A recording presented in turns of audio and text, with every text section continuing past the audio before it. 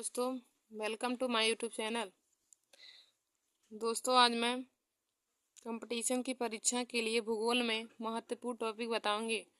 इसमें मैं आप लोगों को आज कुछ खोज के बारे में बताऊंगी और उससे संबंधित कुछ क्वेश्चन भी आप लोगों को सॉल्व कराऊंगी। तो देखिए दोस्तों, हमारा है टॉपिक आज का भौगोलिक खोज।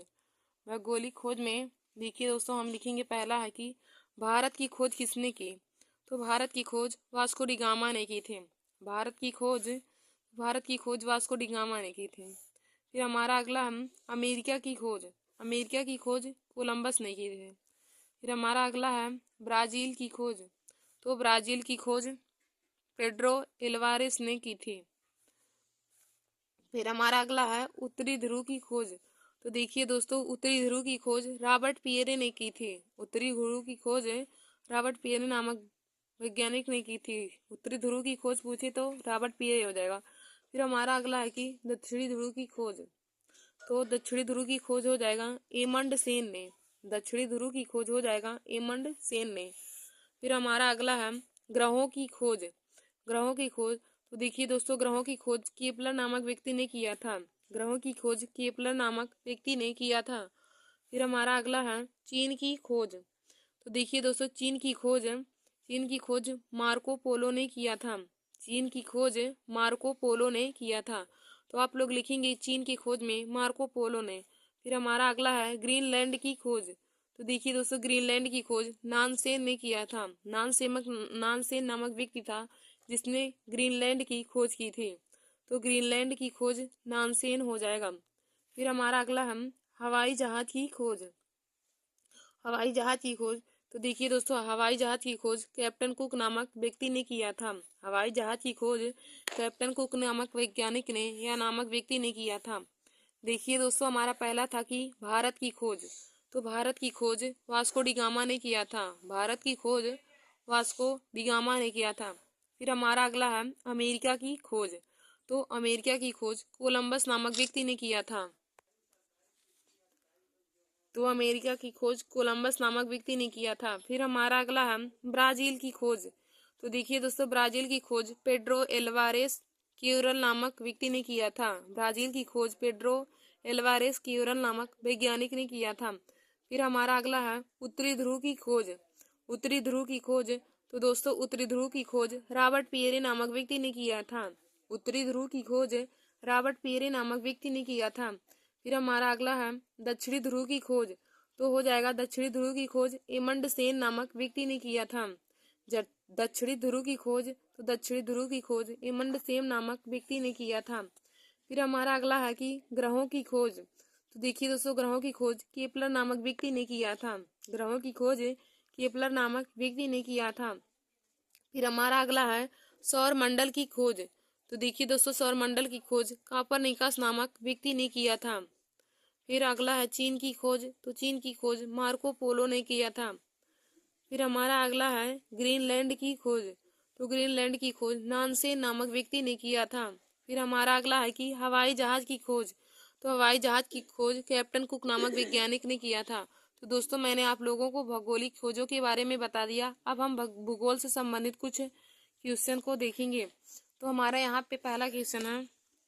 तो देखिए दोस्तों, हमारा पहला क्वेश्चन है कि भारत किस गोलार्ध में अवस्थित है। भारत किस गोलार्ध में अवस्थित है। तो दोस्तों, इसका राइट आंसर हो जाएगा उत्तरी पूर्वी गोलार्ध में। भारत किस गोलार्ध में स्थित है। तो इसका राइट आंसर हो जाएगा उत्तरी पूर्वी गोलार्ध में। फिर हमारा अगला है क्षेत्रफल की दृष्टि से भारत का विश्व में कौन सा स्थान है। क्षेत्रफल की दृष्टि से भारत का विश्व में कौन सा स्थान है। तो देखिए दोस्तों, भारत क्षेत्रफल की दृष्टि से 7वें स्थान पे हो जाएगा। तो इसका राइट आंसर हो जाएगा 7वां। और यदि जनसंख्या की दृष्टि से पूछे तो जनसंख्या की दृष्टि से भारत दूसरे स्थान पे है। तो हमारा यहाँ पे अगला क्वेश्चन दिया ही है कि जनसंख्या की दृष्टि से भारत का विश्व में कौन सा स्थान है। तो दोस्तों, जनसंख्या की दृष्टि से भारत का विश्व में दूसरा स्थान हो जाएगा। तो इसका राइट आंसर हो जाएगा दूसरा। फिर हमारा अगला क्वेश्चन है कि भारतीय भूभाग का विस्तार पूर्व से पश्चिम तक कितना है। भारतीय भूभाग का विस्तार पूर्व से पश्चिम तक कितना है तथा उत्तर से दक्षिण तक कितना है। तो देखिए दोस्तों, भारतीय भूभाग का विस्तार पूर्व से पश्चिम तक 2933 किलोमीटर तथा उत्तर से दक्षिण तक 3214 किलोमीटर है। देखिए दोस्तों, भारतीय भूभाग का विस्तार पूर्व से पश्चिम तक 2933 किलोमीटर है और जबकि उत्तर से दक्षिण तक 3214 किलोमीटर है। फिर हमारा अगला क्वेश्चन है, भारत का क्षेत्रफल विश्व की क्षेत्रफल का लगभग कितना परसेंट है या फिर कितना भाग है। भारत का क्षेत्रफल विश्व की क्षेत्रफल का कितना भाग है। तो दोस्तों, भारत का क्षेत्रफल विश्व की क्षेत्रफल का 2.4% भाग है। तो इसका राइट आंसर हो जाएगा 2.4%। भारत का क्षेत्रफल विश्व के क्षेत्रफल का 2.4% है। तो इसका राइट आंसर हो जाएगा 2.4%। फिर हमारा अगला क्वेश्चन है कि भारत का अक्षांशीय विस्तार क्या है। भारत का अक्षांशीय विस्तार क्या है। तो देखिए दोस्तों, भारत का अक्षांशीय विस्तार 8 डिग्री 4 मिनट उत्तरी अक्षांश से 37 डिग्री 6 मिनट उत्तरी अक्षांश के मध्य है। भारत का अक्षांशीय विस्तार क्या है। तो भारत का अक्षांशीय विस्तार 8 डिग्री 4 मिनट उत्तरी अक्षांश से 37 डिग्री 6 मिनट उत्तरी अक्षांश के मध्य है। फिर हमारा अगला क्वेश्चन है कि भारत का देशांतरी विस्तार क्या है। तो दोस्तों, भारत का देशांतरी विस्तार हो जाएगा 68 डिग्री 7 मिनट से 68 डिग्री 7 मिनट पूर्वी देशांतर से 97 डिग्री 25 मिनट पूर्वी देशांतर तक है। भारत का देशांतरी विस्तार 68 डिग्री 7 मिनट पूर्वी देशांतर से 97 डिग्री 25 मिनट पूर्वी देशांतर तक है। देखिए दोस्तों, भारत का अक्षांशीय विस्तार 8 डिग्री 4 मिनट उत्तरी अक्षांश से 37 डिग्री 6 मिनट उत्तरी अक्षांश के मध्य है और जबकि देशांतरी विस्तार 68 डिग्री से 7 मिनट पूर्वी देशांतर से 97 डिग्री 25 मिनट पूर्वी देशांतर तक है। तो अब हम आगे के क्वेश्चन को देखेंगे। फिर हमारा अगला क्वेश्चन दिया है कि देशांतर रेखाएं क्या प्रदर्शित करती हैं। देशांतर रेखाएं क्या प्रदर्शित करती हैं। तो देखिए दोस्तों, देशांतर रेखाएं समय और एवं अवस्थिति को प्रदर्शित करती हैं। तो इसका राइट आंसर हो जाएगा समय एवं अवस्थिति को। फिर हमारा अगला क्वेश्चन है कि कर्क रेखा भारत के कितने राज्यों से गुजरती है। कर्क रेखा भारत के कितने राज्यों से गुजरती है। तो दोस्तों, कर्क रेखा भारत के 8 राज्यों से गुजरती है और कर्क रेखा को याद करने का मैंने आप लोगों को ट्रिक बताया है कि उसका ट्रिक होता है मित्त पर गमछा झार। कर्क रेखा से गुजरने वाले भारत के राज्यों 8 राज्य हैं और उनका याद करने का ट्रिक है कि मित्त पर गमछा झार। तो देखिए दोस्तों, यही है कर्क रेखा किन किन राज्यों से गुजरती है। जो 8 राज्यों से होकर गुजरती है, तो यही हमारा ट्रिक है। तो ट्रिक होता है कि मित्त पर गमछा झार। कर्क रेखा से होकर गुजरने वाले जो भारत के 8 राज्य हैं, उनको मैंने ट्रिक की सहायता से आप लोग को बताया। तो उसका ट्रिक है कि मित्त पर गमछा झार। तो देखिए दोस्तों, मित्त में मी से हो जाएगा मिजोरम, त्रा से हो जाएगा त्रिपुरा, पा से हो जाएगा पश्चिम बंगाल, रा से हो जाएगा राजस्थान और गा से हो जाएगा गुजरात, माँ से हो जाएगा मध्य प्रदेश, छा से हो जाएगा छत्तीसगढ़ और झार से हो जाएगा झारखंड। देखिए दोस्तों, कर्क रेखा से होकर गुजरने वाले भारत के प्रमुख राज्य, तो उसका ट्रिक हो जाएगा मित्त पर गमछा झार। जो 8 राज्य हमारे कर्क रेखा से जो गुजरती हैं, तो 8 राज्य में यही है।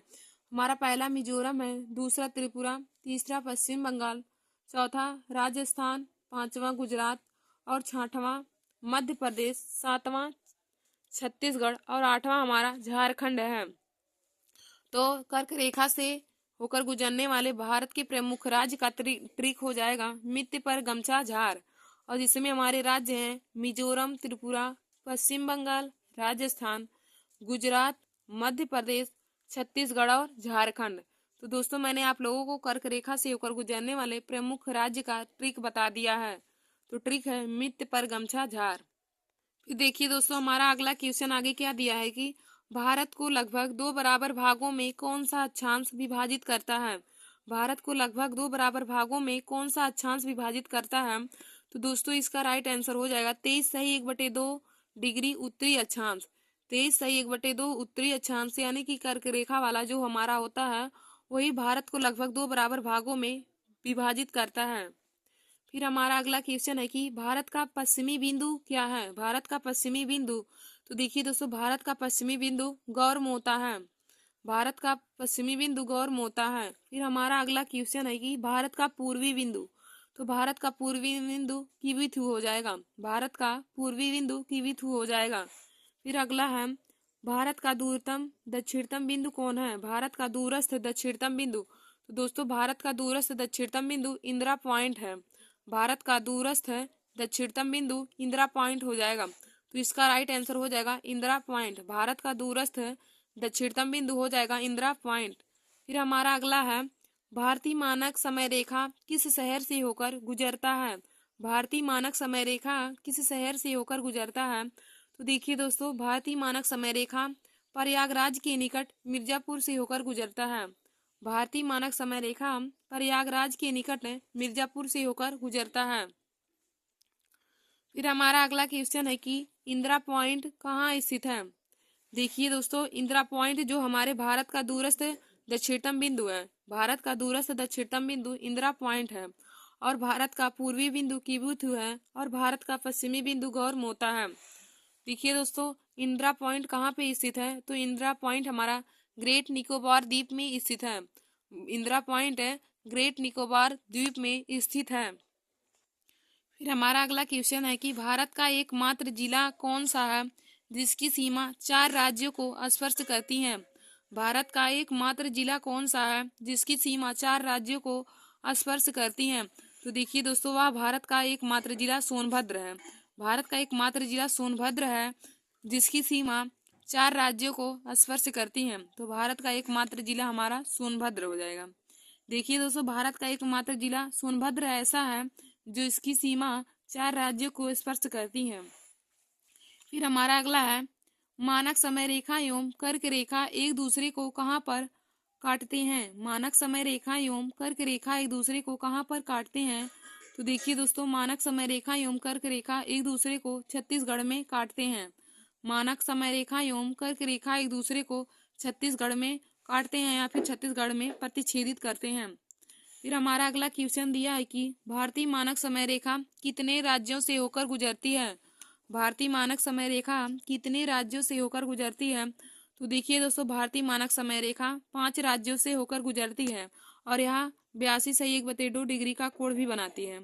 82 डिग्री कोण बनाती है, और यह भारत की 5 राज्यों से होकर गुजरती है।